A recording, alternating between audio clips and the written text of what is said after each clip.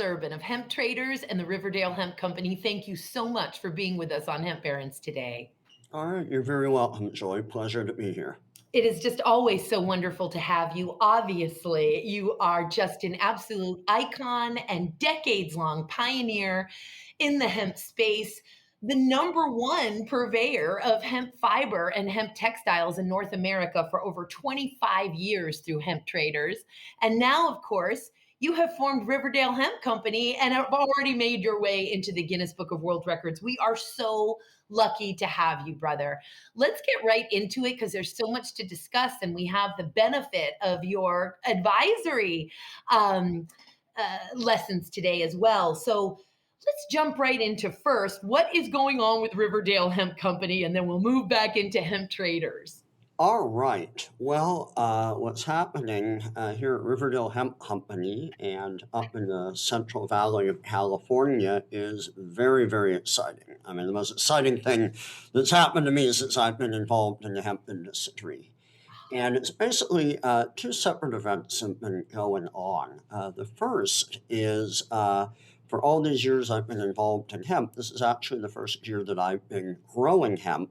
And I contracted with Mr. Tom Piers to grow some test crops of hemp in the Central Valley near Riverdale area. And it ended up we grew about 4 different varieties, and we tried a bunch of different densities and a couple of different planting times, and basically to try to figure out the best way to grow hemp for fiber. The whole purpose for me doing it this way was I realized I could not pay a farmer or ask a farmer to grow hemp if I had not done it myself and didn't know what I was doing. I don't want them to have to cut their teeth, especially if there's a lot of money or acreage involved. So I was pat myself on the back. I was very smart for a lot of reasons. One, we learned a lot, growing it this year, like the densities, like the planting dates and things like that. We're fortunate to be in the California area, near Southern California, and we're able to plant in March. And we do not have any snow or frost in the spring or the fall. So we can get a much longer growing season than other people.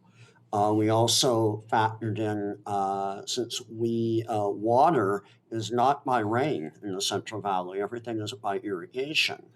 And that's kind of I would say it's one half a dozen of the other. If you grow using irrigation, you have to pay for your water, so it's an extra cost. If your irrigation comes from the rain, then that's free, of course. But the drawback is if you get too much rain or too little rain, that's going to be a problem, and you may lose your crop for that purpose. So we pay a little more for water, but we're able to use a drip irrigation system. And because of that, we were able to measure the exact amount of water that we were putting into the ground. And right next to where we grow the hemp, there's a whole bunch of cotton being grown. And we were able to compare the actual water consumption of our hemp with the cotton on an actual real live basis. And we proved, Joy, that hemp actually does use about 20% less water than cotton. Wow, you proved it in the real life world right here. Actually proved it. 2021. And the listeners, of course, can't see me, but Larry can because we're looking at each other, and he's seeing when he said we're able to actually measure the water and compare it with the measured water from the cotton crop right next to it. I'm like, my jaw is to the floor. This is very exciting stuff, guys. Wow. Okay. And yes, it took 20% water than the cotton crop. So those things that we've been yelling from the top of our lungs since the 90s weren't all wrong. Exactly. Yeah. And that was really a thing. You and I, we've been in it for a long time. And a lot of these claims about the environmental benefit of hemp come from the Emperor Wears No Clothes, Jack Herrera. And we've been, parroting it all these years, but I really have never seen an actual real life study that proved it. Now, on top of that, we were able to grow it without any herbicides involved. And weed control or pests or weeds are a very big problem. And we actually were able to prove that hemp does outcompete the weeds. If you've seen our YouTube video on that, we actually show it. How exactly hemp completely outgrew it, completely shaded out all the weeds. The common weed down there was called a fiddleneck. Was the one there, and it totally outgrew it, so we did not have to apply any herbicides. Also, while there were plenty of insects all around, there's lots of bees, uh, caterpillars, ladybugs, tons of different insects. Insects were never a problem. The crop completely survived. It was never an issue, and so we didn't have to use any insecticide. So regional, so regional. I mean, what a blessing. It's sort of like nature said, listen, we're already making you contend with the water thing. We're not going to also make you contend with the pest thing. um, Right. Not every region gets those blessings, as it were, which I think is fantastic. I also just wanted to mention, of course, that you prepared the land very well. And I don't think it was with till. And I'd like you to just answer a couple questions about that, because the reality is, and I have seen that video several times, I'm showing those videos to everybody as well. And that is that, of course, as strong and durable as this incredible plant is, once it's emerged and taken root, it's real wimpy emerging from the soil, right? But you set yourselves up for tremendous success there. And I think that's also why you had such tremendous success suppressing the weeds. Could you talk a little bit about what kind of, if you used a seeder, or and how you prepared that soil to do everything you could to make that wimpy little seed emerge and then do what it's supposed to do? Yeah, it was, and I'm. This is where I might be like, hey, pause a moment. I have to think. There's an actual name for the type of machine that we used. It was a seed drill.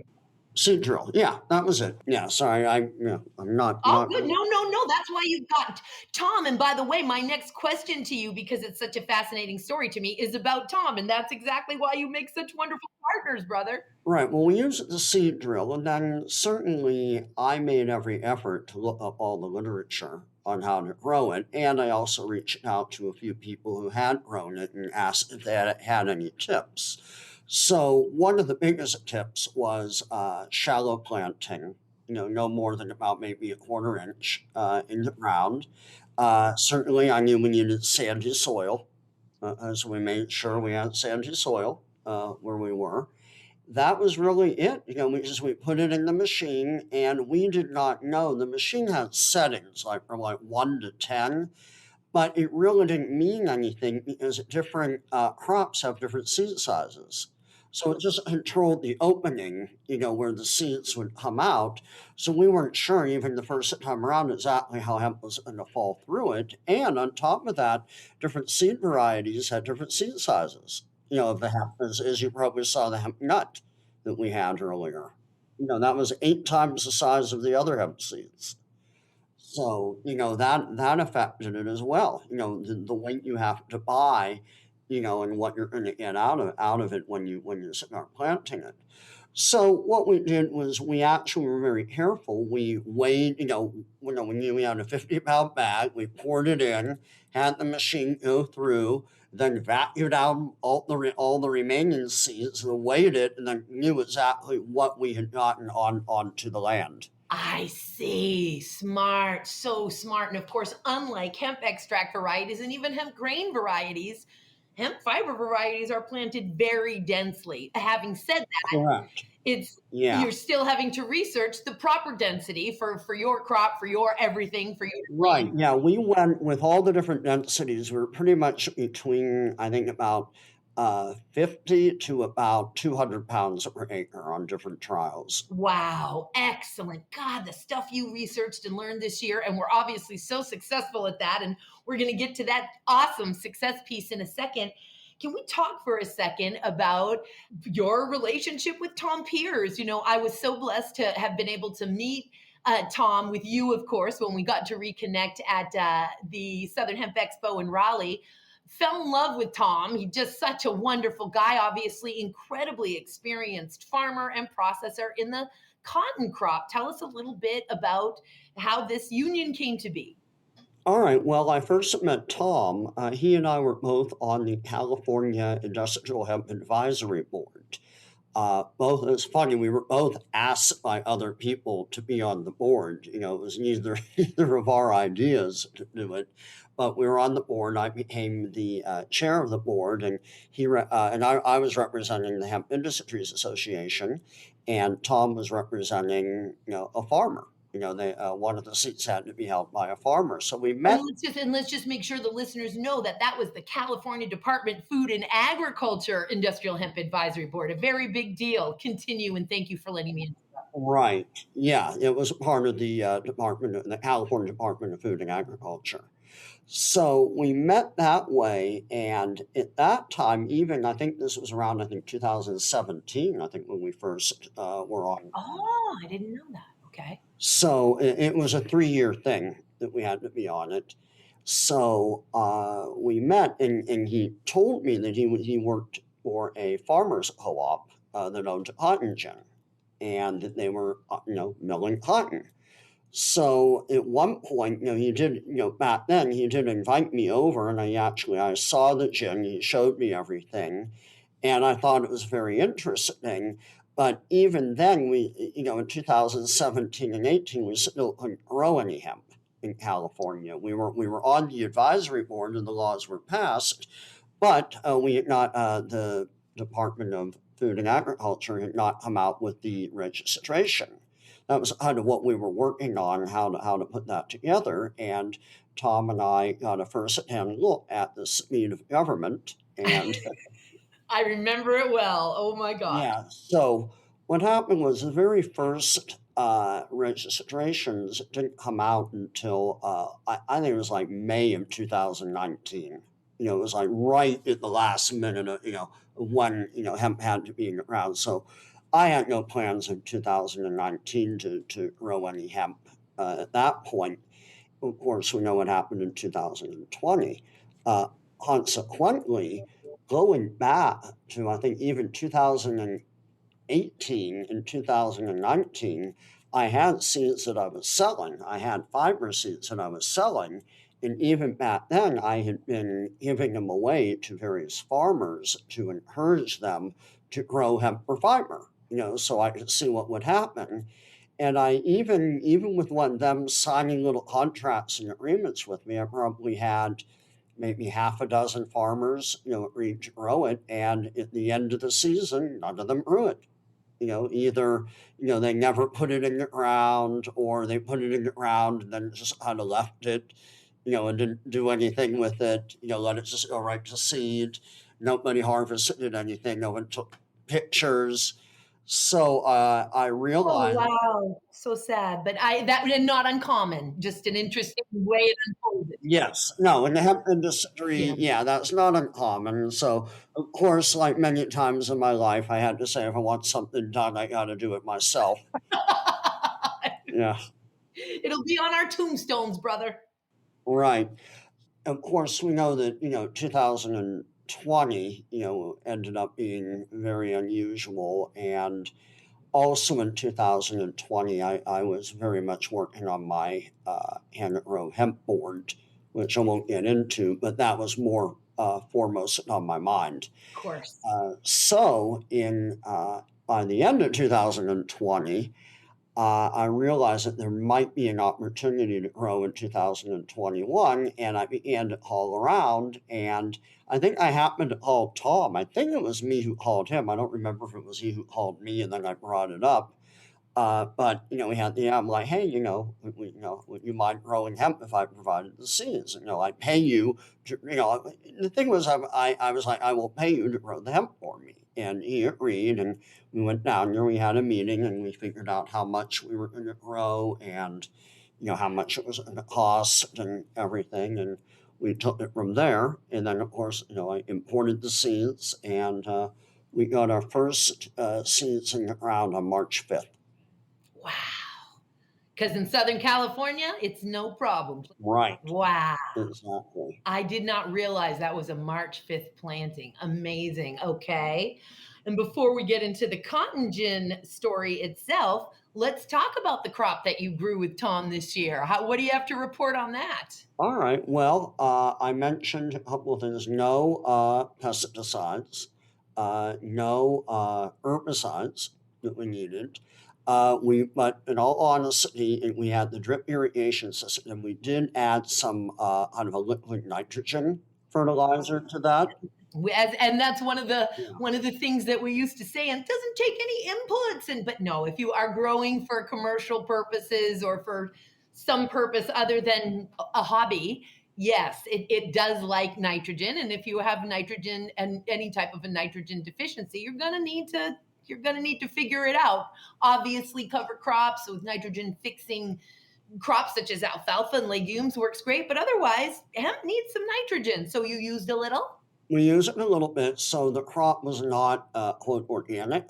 We weren't able, but even then, we wouldn't have been able to get it certified anyway. We didn't have enough time for that to do it. But by doing all that, getting it planted early, getting the right varieties, and planting it the right way in the right densities, we were able to get an incredible, magnificent, super tall fiber crop. And at the end of the day, when we harvested it, we got 25% more biomass than the historical records for growing for fiber. And that's actually a very big deal. That piece is actually news to me right now. That I didn't know. I was going for the Mhm. other incredible record you set. Wow, that's major. Right. And yeah, I think I was telling you a little bit about it in our meeting, where I was saying how all these years I had been basing all of my numbers off of reports, or off of papers that had been written, but most of the papers were from before, I think, 1960. Prior to 1960. So even going back farther, so that was all we had on what you might get in terms of how much herd per acre, how much mass fiber per acre. Absolutely. And now I really remember that conversation, and I apologize. What an explosion of awesome was the Southern Hemp Expo here. Right. And now for our listeners, to the extent that I've jumbled up this very important point that Larry was just making, which is, oh my gosh, we yielded 25% more biomass than predicted. And I've been using all of my numbers and projections based on these historical reports. We're saying that your business plan is more bountiful and abundant than you had thought because you're getting 25%. Got you. And a couple of things on that. Just to be clear to your listeners, when I say biomass, I don't mean CBD flower.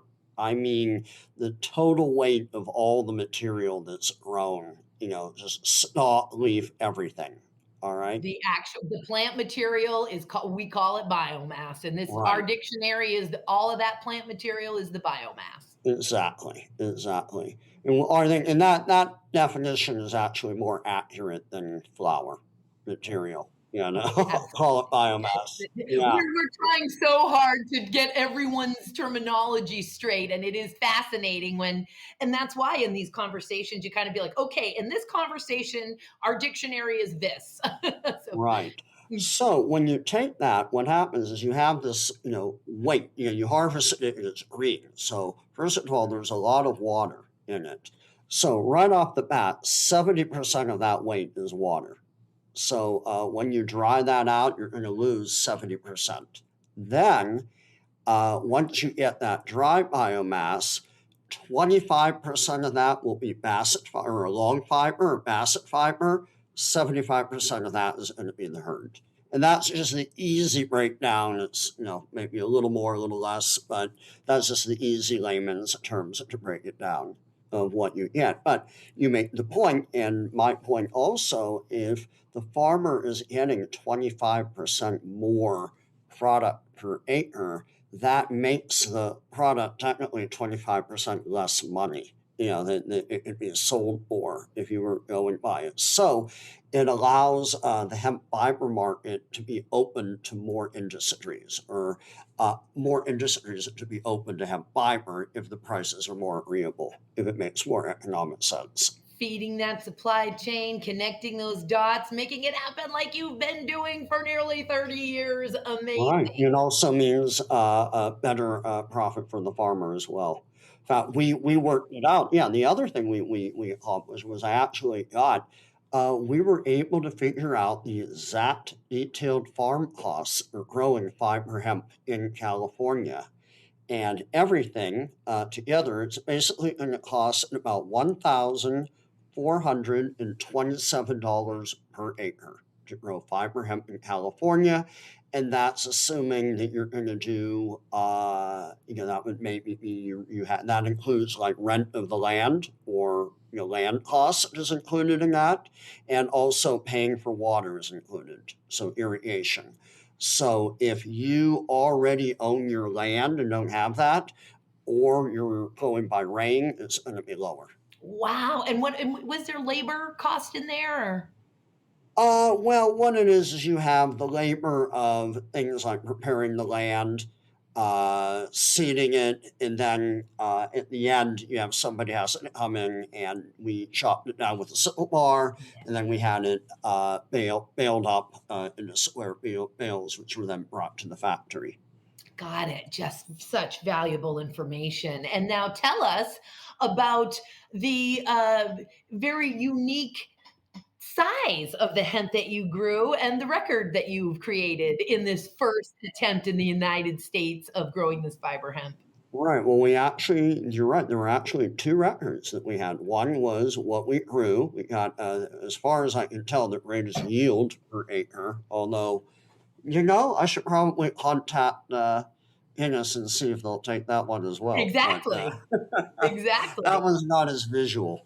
So I think we had the highest yield biomass per acre, but we also got, surprisingly, actually the tallest hemp plant that's ever been grown, or I should say, the tallest hemp plant grown that's ever been documented as being the tallest. And how tall was that? It was 24 feet, 1 5/8 inches. 24 feet, 1 5/8 inches tall, of the longest, strongest biocellulose known on the planet. Now, there may be other cellulose, longer, stronger, more surface area and strength. It simply has not been discovered yet in the history of the world. You just Right. grew the tallest, unbelievable, and you're in the Guinness Book of World Records now. Well, what we've done, we basically video documented everything that we did. We had the witnesses. Mainly, we had contacted Guinness and said, "Here's what you need to do," and they agreed to look at this as a world record. So we collected all the evidence, we videotaped it, we measured it. We had people from the Department of Agriculture came out; they were the ones that measured it, so they verified it, and we've submitted it to the Guinness Book of World Records. We're just waiting to hear back from them.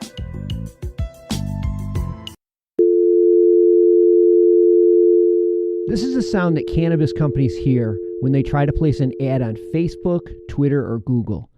The tech overlords' arbitrary discrimination against our industry is unfair, but until they change their restraint of trade policies, we need an alternative way to share our message with our customers. Cannabis podcasts are one of the last advertising platforms not controlled by the tech monopolies. And for as low as $9.99 a week, cannabis companies have the freedom to play their uncensored commercials to customers around the world. Don't let the tech bosses dictate how you run your business. Go to PodConX.com, that's PodConX.com, and for just $9.99 per week, you can go from this to this.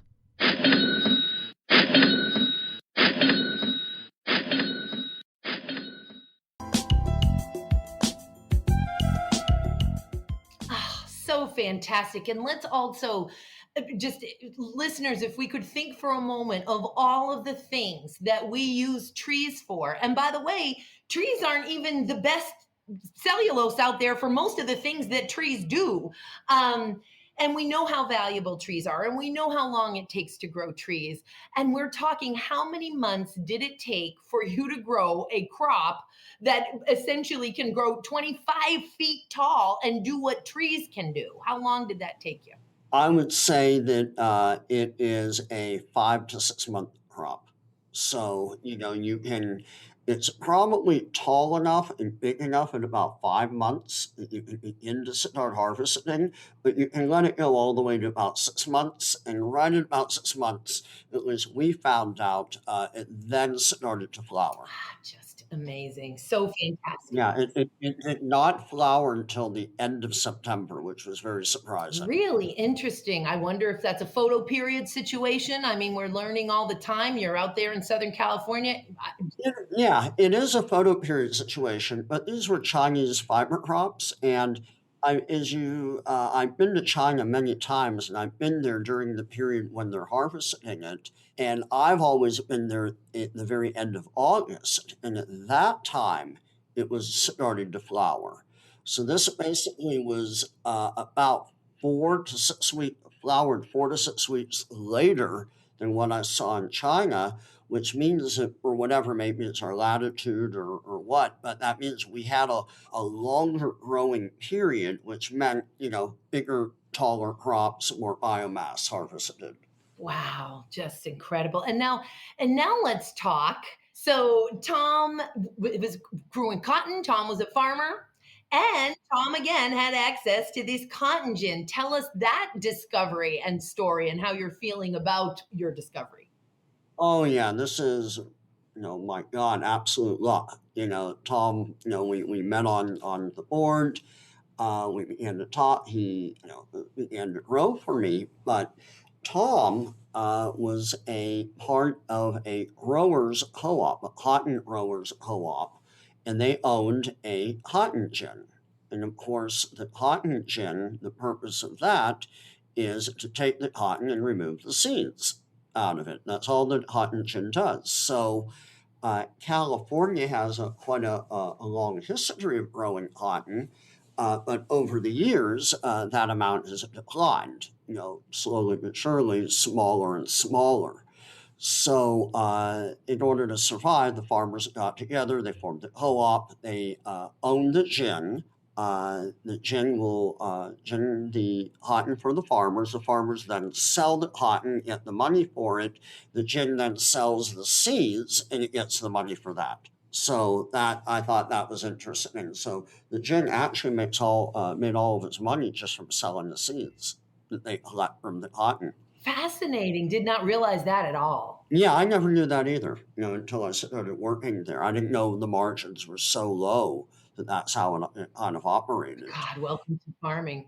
Yeah, isn't it? Yeah, and the seeds got sold for, I think, cattle feed. Interesting. Okay. Right. They're not allowed to regrow the cotton. Right. Yeah. Right. And then what did you discover when seeing what this cotton gin would do with hemp, the longest, strongest fiber in the world? Well, there were a couple of things. There was more than one gin. There's actually, the co-op was operating 2 gins. And in a time, both would operate during ginning season, which, by the way, another thing I found out is only about a 2 to 3 month process in fall. Fall into maybe into early winter if it goes on long, but October, November, December generally. So, and then the rest of the year, the mill is not even operating. There were 2 mills. One, actually, they had not operated it for 20 years. It had been sitting idle. And, when at the time that Tom and I were growing, they began to do some experiments where they took some CBD hemp stalks, left over, and put it in to see what would happen.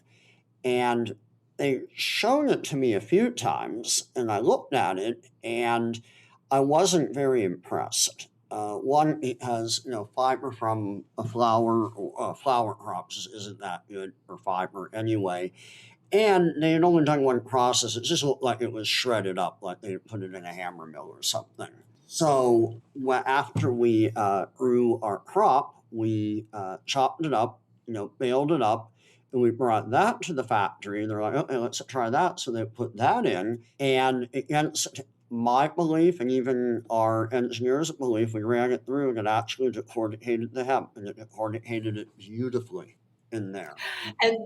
And listeners who don't know, and many of you are well aware of what decortication is, that is the separating of the bast fiber, that outer bark of the hemp stalk, with the inner woody core of hemp hurd. And so essentially here you've got this piece of equipment that hadn't been used in 20 years, and it is able to decorticate hemp. It's a cotton gin decorticating hemp fiber. Yes, and it wasn't like they just put it in. They made modifications on it, and they worked on it, and they're continuing to make modifications. But what's really cool about it is, and there's a couple of very big benefits to this. One, it's a piece of equipment that's been there for a while, or I should say, a piece of many pieces of equipment. It's a series of machines, but they know it inside and out. They knew everything about it. They knew all the little pieces that go into it. They were able to change it. They could, open things up, close it, weld, do things, alter it a little bit, make it tighter, spin it faster, slower, things like that. And all the people that were working there, since they currently worked at the regular cotton gin, when it began to operate, they kind of instinctively knew what to do. Wow. With it. It was really, really, really wonderful to watch. All of industry and farming working together to deliver on this promise of this incredible, versatile, valuable crop. Right. Now and then there's another very big benefit to this that I only recently found out, and that is capacity. That's right. Lay it on me. Yep, I remember you talking about this. Very surprising. All right. Well, some of the when in our expo, there's a few companies out there that are selling decorticating equipment, and wonderful. I'm glad they're out there. More to it, but I think the largest or the highest capacity I found was something like, I think, 10 tons per hour that they were able to do. That was about the highest. All right, and our machine for cotton, they told me they can do 250,000 pounds per day through that for cotton. Okay, so that's 125,000 tons. I think I said 250,000 pounds per day. Oh, okay. So we've confused the listeners, and I'm so sorry about that, guys. Okay, so if it's 250,000 pounds, and then we divide that by 2,000 pounds, so we can get tons. So that's 125 tons per day that cotton gin, that modified, as you qualify, of course, that modified cotton gin that has been sitting in a warehouse for 20 years, it can do 125 tons, process 125 tons of hemp fiber a day. We believe it can. We're gonna, work it out. That's what it can do with the cotton, and we're taking the majority of what we've harvested, and I think maybe this week or early next week, we'll run it and see, when we have the whole thing operating at kind of a full capacity, what happens. Wow, so much going on there, and thank you for all of these qualifications. It's just so important for us to get these facts right as we share them in really this revolution where meteors are hitting asteroids as we learn and grow and reach and stretch and deliver on this promise. And especially for you, Larry, who has just been working for so many decades. It's just so fascinating to see. Now, we have spoken a lot about Riverdale Hemp Company, and we could keep talking about it, but I want to make sure that we discuss some of the incredible developments happening at Hemp Traders, which of course is the online and physical business that you have had for decades. Again, the foremost seller and purveyor of hemp fiber and textiles in all of North America for the last quarter of a century. You not only sell so many different blends of textiles, and I know that I believe that you've just recently had to have a new warehouse. You outgrew a warehouse, but I won't get too ahead of my skis there. Can you talk to us about some of the developments at Hemp Traders, particularly as we know China has, the jump and the expertise on hemp textiles. They are well ahead of the whole rest of the world. But we're going to start catching up with them at some point here, especially thanks to you. Can you tell us a little bit about that? Well, China's still pretty much ahead of us for Yeah, Oh, wait, they're going to stay ahead they're of us. ahead of the Way whole too. world when it comes to hemp and Of hemp course. technology in textiles. One of the things that we're doing, or what we did about a year ago, to try to bring at least some of the production back to the United States, is we bought some yarn from China and we brought it to the US, and we're having the fabric made here. We're having it knitted here. Then after knitting, it has to go to a wash house. So we're providing jobs here, American made. And one thing that I can happily say is the quality of the fabric I made here is better than what we got from China. Wow, isn't that incredible? And by the way, and was that 3 different blends or weaves that you created? I think it's 4 or 5 actually. Wow, okay, amazing. And can you explain to us a little bit about the difference of those? Was there a knit versus Yeah, well, they're all since the type of machinery is on a knitting machine. got it. These fabrics are all knits. So within that broader category, there's more narrower categories. For example, we have hemp jersey that we made. That's like t-shirt material. We have 2 different weights of that for, say, a heavy t-shirt or a midweight t-shirt. We also did a hemp French terry if somebody wants to make a sweatshirt. We also did a hemp rib knit, a fairly thick one. Somebody wants to make a sweater. And we also made, I believe, a hemp cotton lycra jersey as well. So maybe we had 4 of them all together. Wow, and are those blends, have you sold out of those, or are those American manufactured, American made blends still available at Hemp Traders? Oh, yeah, they're available. They're part of our regular collection. We're selling them now.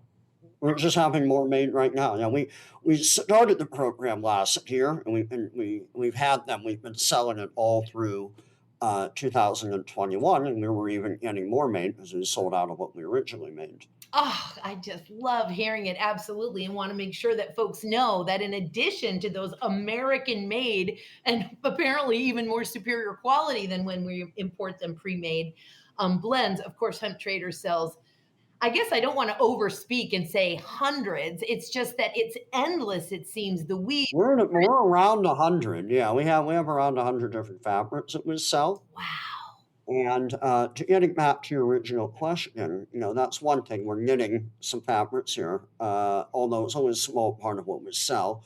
The other thing, by growing the hemp here, some of that, the buyers of some of the hemp that we're growing will be China. So we'll be able to get our hemp, American grown hemp, sold to China, where they will make more textiles, and then those will be sold either to American companies or other companies around the world.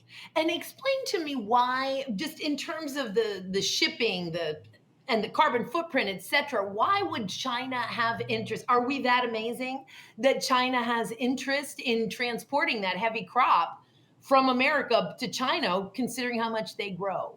Yeah, well, a couple of things. As I found right now, China, or at least the people I'm working with there, are already importing hemp fiber from Europe. Wow. So they don't have enough that they're growing in China that can satisfy all their demand for what they're doing. So they would much rather buy it from the United States for a few reasons. One is, say, it's USA, and 2, we're only an ocean away. And that brings us to your other part of your question, and that is global transportation and things, as we say, like a carbon footprint and things like that. And people may originally feel that to ship things from the US to China or California to China is a huge waste of money, it's a big carbon footprint. But I have to tell you that ocean freight is the most environmental way to ship anything anywhere, and not by a little, but by a lot.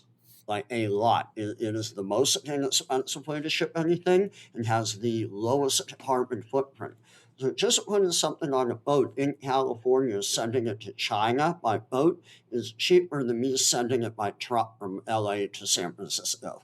It has a lower carbon footprint. Yes, and I just took a carbon literacy certification course, and learned this as well. So we can feel better, about that ocean freight transportation. Absolutely. Yeah, and another thing is we should not think of like a country as one person or one entity, just as people should not think that about us in the United States. I am not dealing with the Chinese government. I am dealing with good private individuals who happen to own companies there that are also interested in hemp. They want to make a difference. I don't deal with the government or anything like that. And they're dealing with you, not the United States government. And fascinatingly enough, the reality is no country has really ever satisfied its full demand is the reality of it. I mean, we look at the War of 1812 where Napoleon invaded Russia to cut off the English Navy's supply of hemp because even back then England was relying on Russia. Bring it up to World War II. Of course, the Japanese invade Manila to cut off the United States Navy's supply of hemp, and therein is born Hemp for Victory, the USDA, now begging people at that point begging farmers to grow hemp after taxing and regulating it out of existence just 5 years prior. So there we've got China not growing enough to satisfy its own demand. And we're going to see these demands obviously just increasing exponentially in all of these regions as the crop reemerges and as laws change.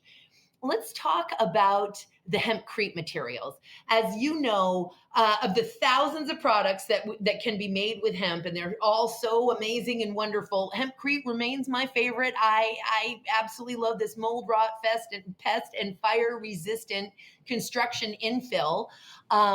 You sell the herd and the binder. Can you tell us a little bit about that for sale at Hemp Traders? Yeah, exactly. So, as we grow the hemp at Riverdale Hemp Factory and we decorticate it, we end up with bast fiber and herd.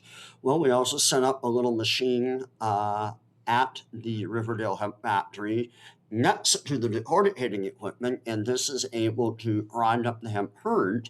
And so we're able to sell the various hemp herds at very specified sizes. For example, if you needed sizes that were specific for animal bedding, we have that size. If you needed specific for hempcrete, we have that size. If you needed specific for making plastic, we have that size. Going all the way from maybe 2 or 3 inches all the way down to tenths of a millimeter. Wow, that you are able to meet all of those specs. I mean, this is talking about getting raw materials into the manufacturing supply chain in multiple industries. And those were just simple examples that you just gave, obviously. So to be able to have this US grown hemp meeting specifications for multiple industries already, guys, we are here. We're ready to go and at a price that will allow it to happen. Just incredible. Man, Larry, it's just such an honor and a pleasure to know you. It's such an honor to be able to call you my friend. I'm so proud of you. I'm so proud for you. I just get warm fuzzies all over when I think about the incredible progress that you're making down there, the success that you're already seeing. God only knows you have worked decades for it, and I just want to see every reward come to you. And I know that the most important reward that comes to you is to actually be able to see, feel, and know that these products are the crops being grown, these products are being put out there into the United States. I know that's the number one reward that you look for. Like me, the dedication that you have put in to on a pro bono nonprofit level for all of these decades is absolutely phenomenal. And it's just incredible to be able to see these just rewards coming. Before we come to a close, is there a question that I didn't ask you, Larry, or something that you want to make sure you tell the listeners before we part? Yeah, I would say if somebody wants to get into the hemp fiber industry, I'd like to give a few tips about it. Okay, one, make sure that your area is able to grow hemp for fiber. Where you are around the country, think about when does it snow? Is there enough water? Is the soil right? Good rule of thumb, if you can grow corn or cotton, you can probably grow hemp there. But When people call me up and they're on some tropical island and they're like, "Oh, we want to grow hemp here, and build all our homes." I'm just like, "Do you grow anything there?" And they're like, "No," and it's not really going to work. It has to really be a farm crop for this to work. Number two, and this is also very important, you have to have a processing facility within 50 miles of where you're growing it. Okay, beyond that, the shipping costs will eat up and it won't be economically viable. If you are doing decortication of the fiber, you need to have 99.9% separation or better. Otherwise, your product, hurd, or fiber will have very little value or a lot lower value if it's not fully. You do want your fiber and hurd to be clean, free from dust, dirt, and other things. Uniform is important if you're getting into the fiber industry. And then you're going to probably want to be able to tailor the fiber for specific uses.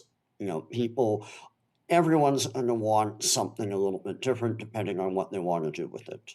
I would say if you want to get into the hemp fiber, that's it. If you're a farmer that wants to grow it, probably, let's say minimum 50 acres. I don't know. Yes. Well, we figured. I think the profit. Oh, by the way, I never talked about that.